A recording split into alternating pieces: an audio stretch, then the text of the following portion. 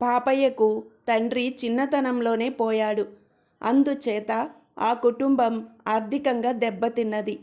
పాపయ్య తల్లి పాపయ్య మీదనే ఆశలన్నీ పెట్టుకొని అతన్ని పెంచింది. కానీ ఆమె ఆశలు నీరుగారిపోయాయి. పాపయ్య తిని తిరిగేవాడు. వట్టి మూర్ఖుడు. అస్తమానము తల్లిని డబ్బులు అడిగేవాడు.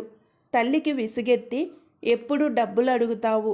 మన పెరట్లో డబ్బుల చెట్టు ఉందనుకున్నావా అన్నది.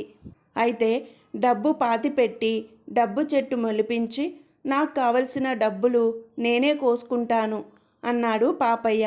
డబ్బు పాతి పెడితే డబ్బు చెట్టు మొలవదురా. దేశం తిరిగి డబ్బు విత్తనం ఎక్కడ దొరికేది తెలుసుకో అన్నది పాపయ్య తల్లి. అమాయకుడైన పాపయ్య తల్లి మాట నమ్మి ఇల్లు విడిచి బయలుదేరాడు. తాను ఎరిగిన వారిలో డబ్బు పుష్కలంగా ఉన్న వాళ్ళున్నారు. పాపయ్య వాళ్ళ వద్దకు వెళ్ళి డబ్బు చెట్టు గురించి అడిగాడు.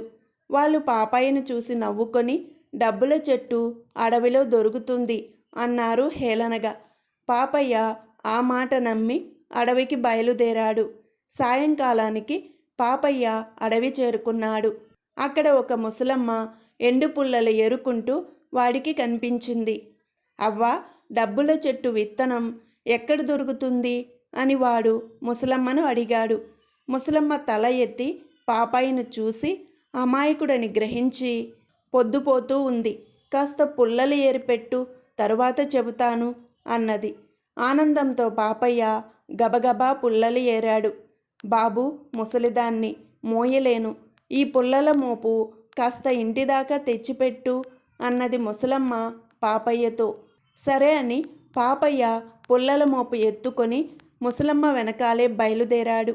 కొంతసేపటికి ఇద్దరు ముసలమ్మ ఉండే గుడిసె చేరుకున్నారు. బాబు, ఈ పుల్లలు తీసుకొని ఊళ్ళోకి వెళ్ళి అమ్మి డబ్బులు తీసుకురా అన్నది ముసలమ్మ.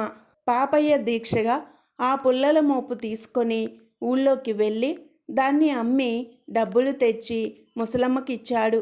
ముసలమ్మ చాలా సంతోషించింది. అవ్వా, ఇప్పుడు చెప్పు, డబ్బుల చెట్టు విత్తనం ఎక్కడ దొరుకుతుంది అని పాపయ్య ముసలమ్మను అడిగాడు. సమయం వచ్చినప్పుడు నేనే చెబుతాను, అంతవరకు ఓపిక పట్టు అన్నది ముసలమ్మ. అది మొదలు పాపయ్య ముసలమ్మ ఇంట్లోనే ఉంటూ ఆమె చెప్పిన ప్రకారం అడవికి వెళ్ళి కట్టెలు కొట్టి తెచ్చి వాటిని అమ్మి ముసలమ్మకు ఇస్తూ వచ్చాడు.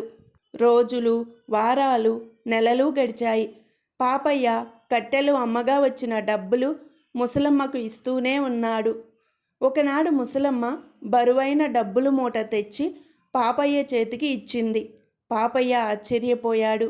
ముసలమ్మ వాడితో, చూసావా బాబు, కష్టపడితే డబ్బు సంపాదించవచ్చు.